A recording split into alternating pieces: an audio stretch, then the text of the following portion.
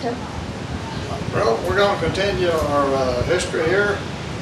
After Darlene and I got married, I was working at Gates Rubber Company, and I was stacking tires and working freight and doing that kind of stuff.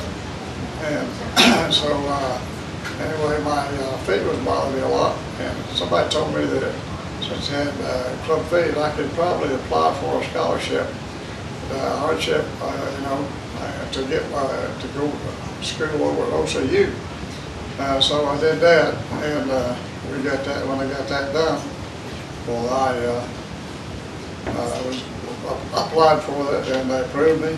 So I was going to school at night, 3 nights a week. Actually 4 nights a week, from 6 to 10. And I had a teacher named Billy Jack Goldfield, who later on became very, very famous. And he, among other things, he built Shepherd Mall, and he was my first drafting instructor. And then he taught me descriptive geometry, which is one of the things, it's the hardest thing I ever had to learn. And then we went on to, do the best we could with that. And I got an opportunity to go to work for Black Civils and Bryson. I make $1.10 an hour, and I was drawing steel tanks. And so anyway, I continued to go in school until Vicki was born. Billy was born when I was 20 years old. And so anyway, he was born while, he was alive while I was going to school. And then shortly thereafter, Vicki was born. She was born with a heart defect. And so we had a chance to go to work. I was working BSB, and I had a chance to go work for a guy named Larry Don Rainey. And Levine's neighbor was the people that were building houses, listings, Jim and Liston. And so anyway, he introduced me to Larry. Larry said, well, I'd like to have you try it. So I went down there the first night, and I said, what do you want me to do? He says, I want you to reverse this house. So I says, what do you mean? He said, I want you to turn it over. So we turned it over, and I drew that night. So he came by the next morning, and he said, hey, that's pretty good. He said, what do you want me to do? He says, well, just find any plan in here and sit down and reverse it. So I did that, and he was paying me $3.50 an hour. So that was pretty good. So anyway, because we're going from $1.10 to $3.50, I worked for him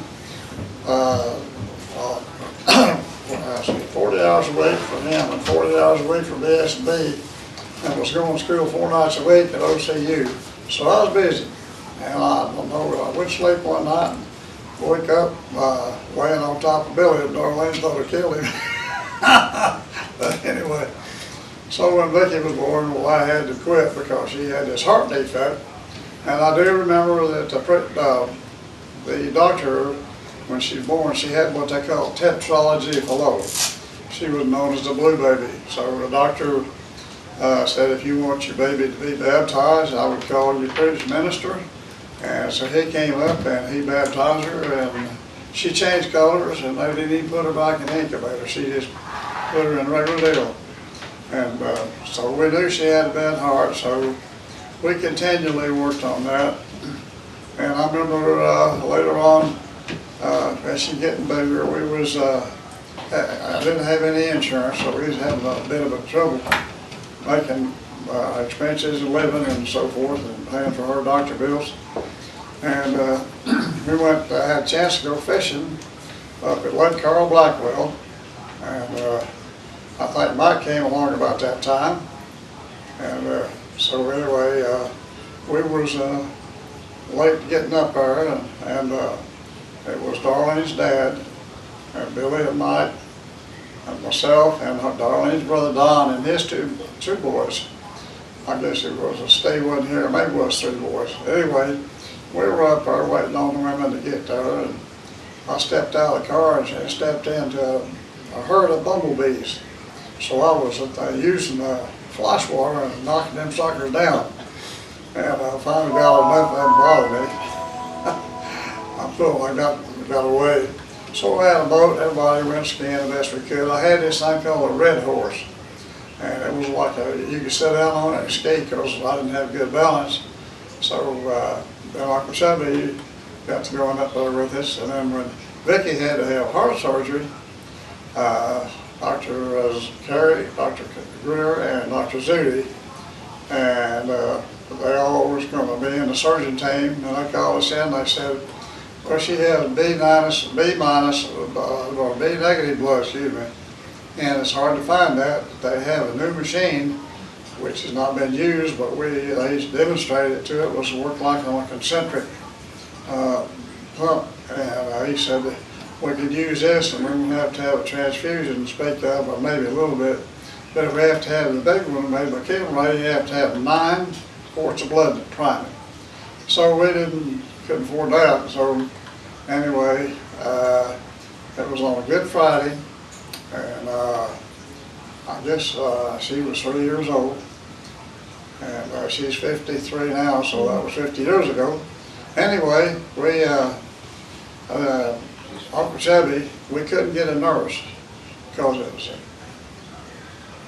Vicky's 55. Yeah, she's 55, excuse me. So that was 55 years ago. Or 52 years ago. Whatever. Anyway, don't give me hand signals.